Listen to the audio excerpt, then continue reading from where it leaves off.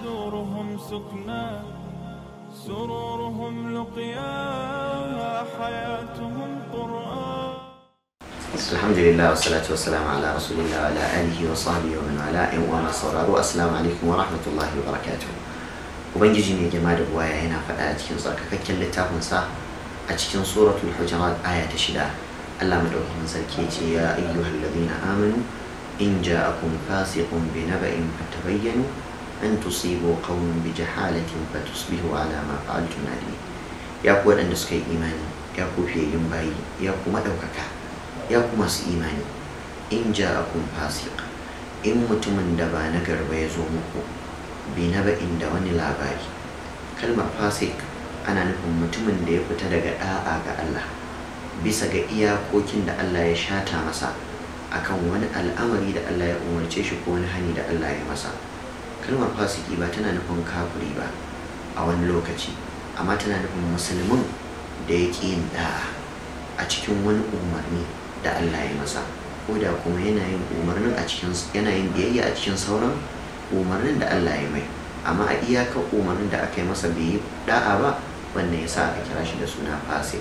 Domin asalin al-fusuq shine al-khuruj an ta'a, fita daga iyakoki na biyayya da aka dora maka cewa kai.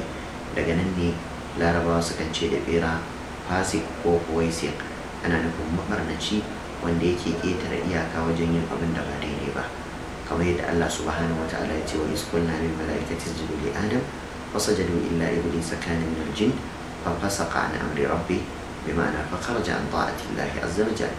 To da haka Allah subhanahu wa ta'ala ya ce idan wanda yake bin umarni na dorar da labarin gaskiya ya zo muku da wani labari, tunda kun san halinsa na rashin tabbas a wajen bayar da labari da tantancewa, to kar ku ɗauki wannan labarin ku yadda ku dorar har ma ku gina hukunci a kai.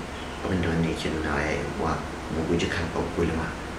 Duk maganar da muka ji kafin mu dorar to mu tantance, mu bi diddigi, mu tabbatar da wane ne ma wanda ya faɗi wannan magana, domin hakika ta hanyar gulma da namimanci al'amura da yawa suna lalacewa, dukiyoyi suna salwanta, mutunci yana salwanta, zumunci yana lalacewa.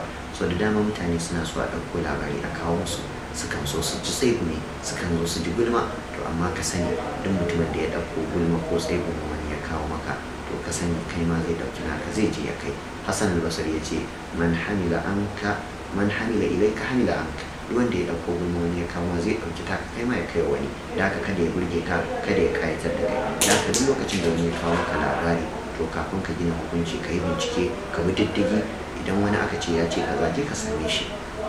In ana yin haka to insha Allah ko gulma da annamimanci za ta rufe a tsakanin al'umma. Ubangiji ya ce an tusibu qauman bi jahala, dan gudun kar ku je ko akka waɗansu mutane bisa da rashin sani, wata su biyu alama ba al-tunadimi, sai kuwa yi gari kuna masu nadama bisa ga abin da kuka aikata.